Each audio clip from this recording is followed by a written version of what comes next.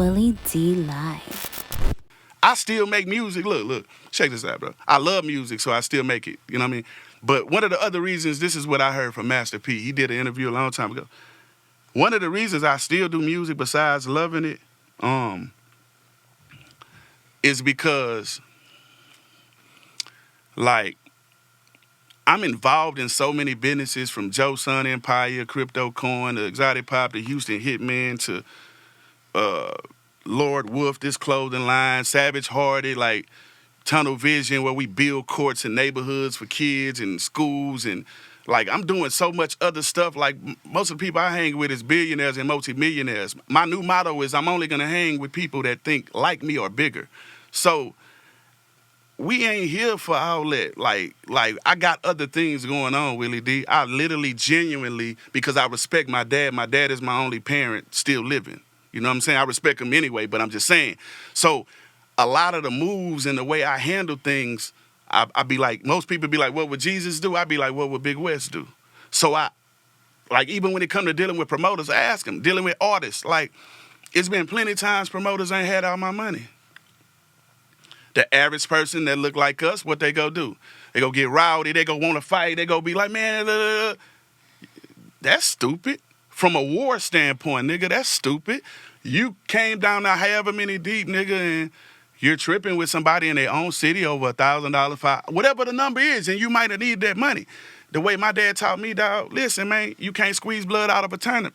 Like, so it's plenty of promoters that owe me till this day, and some paid me, and some remember, like, man, I remember I was short $500, man, you was cool, man. I be telling the man, send it to me when you can, payment plan. If you send it, you do. If you don't, because at the end of the day, my dad taught me, man, if you got 95% of your money, 85%, hell, even 50, at least you got something. Don't take it out on your fans. What do you do when it's packed and they tell you they ain't got the rest of your money?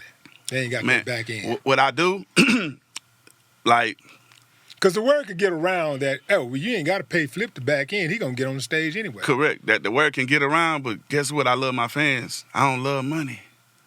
I don't love money. Like, I planted so many seeds, Willie, bro. Like, literally, like, I could have a slow day and I have a conversation with God. I'm a real spiritual person. Like, everything I do, I move, I'm calculated, and I talk it over with God, and I just stand on it.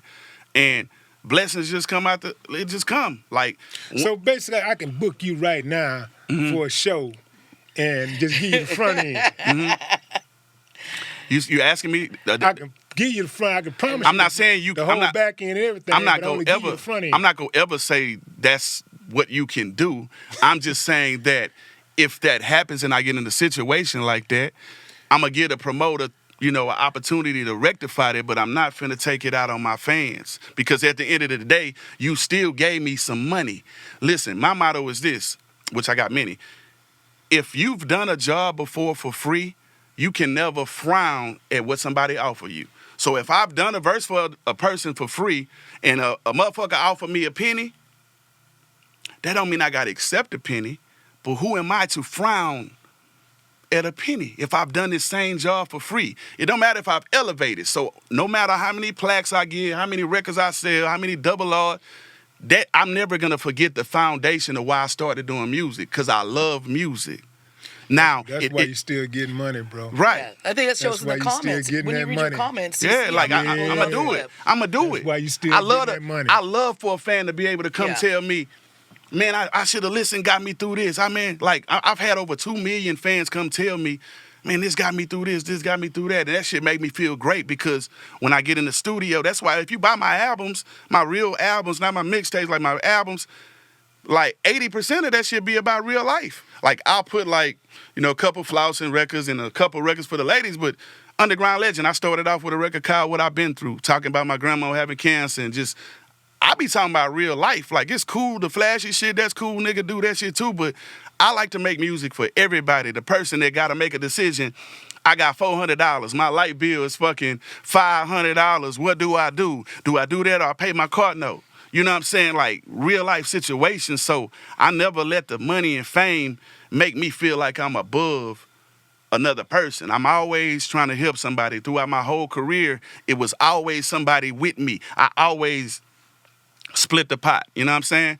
And I actually made a call, but like before I came up here like a few days ago, to one of the members that was in HSC, just to pick his brain and see if he had saw the interview or whatever. And I invited him to come up here as well. But he was like, man, I'm a private guy, man. You just go represent. But we had a conversation. I'm not going to say his name, but the conversations that we did have, similar behavior was done to him when it came to money and when it came to him being let out the contract. You know what I'm saying? So, and it's other stories from different producers, you know, who made beats and stuff on projects, and it was opportunities to do some business. Like one producer made a beat, and I ended up getting the beat because I did a feature with somebody out of town, and so we thought the person had made the beat. You know what I mean? Like they gave me money and I got one beat. You know, so put the beat out, whatever. I'm thinking, you know, we got the rights to it, and we get a letter. The person who really made the beat.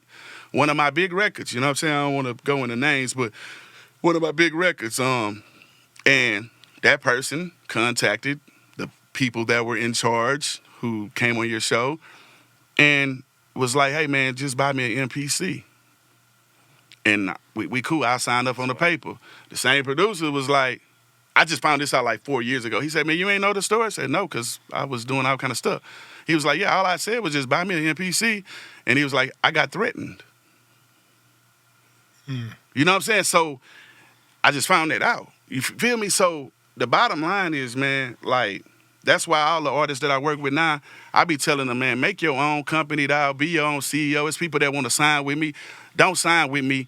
Like, let's do a joint venture. Stand next to me. I don't want you under me. Make your own company name.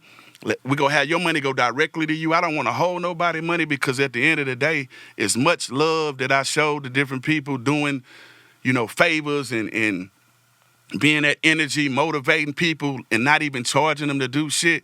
Like, you still go always end up the villain. Like, no matter what, everybody's not going to appreciate what you do. So now I don't try to help everybody. I'm way more strategic in who I help, man, because, like, bruh, this shit crazy, man. Like, clout is a hell of a drug, man. People really come be around you and act like you family and rep your brand and do all these things, and they'll have ulterior motives, man. And, you know, the more time I spend with my brother Zero, man, shout out to my brother Zero, like, he's actually taught me not to give a fuck about a lot of shit that I used to give a fuck about, because I'm an empath, right? So if a person around, because my dad taught me, if you working with people, have conversations with the people you working with. Because if you don't, the person you working with or that's working for you, the person that's driving you or the person, they might be going through some shit. And if you just treating them like a workhorse, like, nigga, just drive. Nigga, just, you know, just make a beat.